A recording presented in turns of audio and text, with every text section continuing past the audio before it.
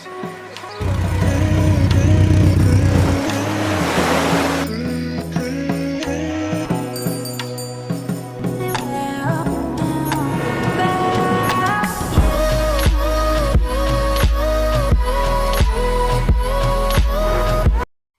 day everyone on Ilocano language, naimbag nga aldaw kada kayo amin.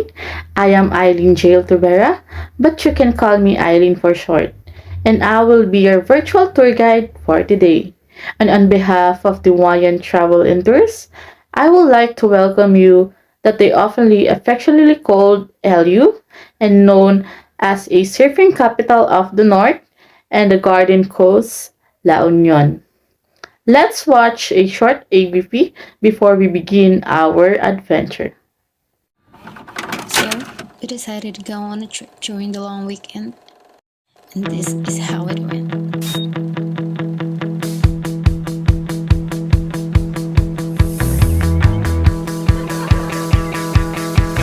On the outside, looking in, I really wasn't sure what I was getting. Between the high waves on the sea, waiting for something to get to me. I wasn't sure what I was hoping for, you see. But you act like gravity and you are pulling me. 'Cause you know what I want, babe. You know everything that gets me going. You know what I want, babe. All the little things that I'm not showing. You know what I want, babe. And you know it all before I do it. You know what I want. I didn't know what it was telling me. La Union is approximately 265.7 kilometers from Manila. It is part of the Ilocos region on the island of Luzon. It was founded on March 2, 1850s, and its name reflects its origin formed by merging towns from Ilocos Sur, Pangasinan, and Benguet. The elevation of La Union is 1,520 meters or 4,990 feet at the highest point of Mount Talalang. According to the 2020 census, La Union has a population of 822,352 people. La Union economic activities and tourism is surfing, agriculture and fishing, botanical gardens and temples, and festival and arts.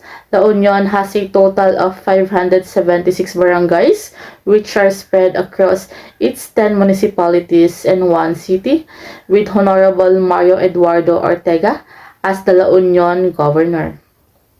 La Union is a coastal province in northern Luzon, Philippines, known for surfing, heritage, and scenic beauty. Its capital is San Fernando City, and it's a top destination for both adventure and cultural tourism. Are you guys ready for our adventure?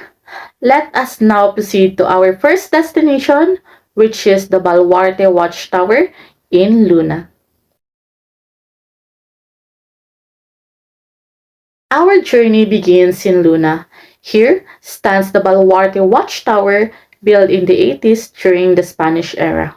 It was once used to guard the coast from the pirates. As we arrive, you'll see a round stone tower standing proudly in the beach. Walk around and feel the sea breeze and take in the view. It's a perfect spot for photos and a glimpse in the past. We are now here at the Bahay na Bato, a unique house made from stones found along the beach.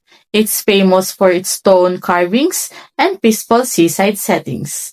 Explore the walls filled with face and animals designs, stroll through the garden, and enjoy the sounds of the waves. It is a mix of arts and natures that is truly relaxing.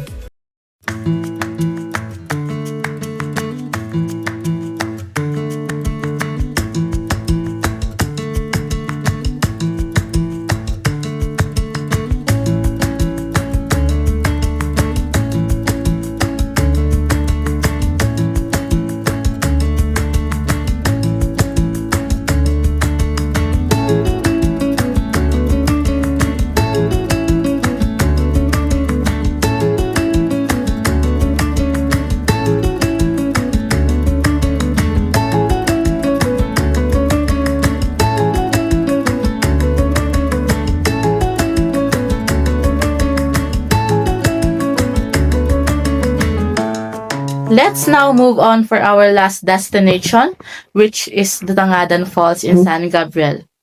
Our final stop take us inland to San Gabriel after a scenic one-hour drive and a short hike through the forest.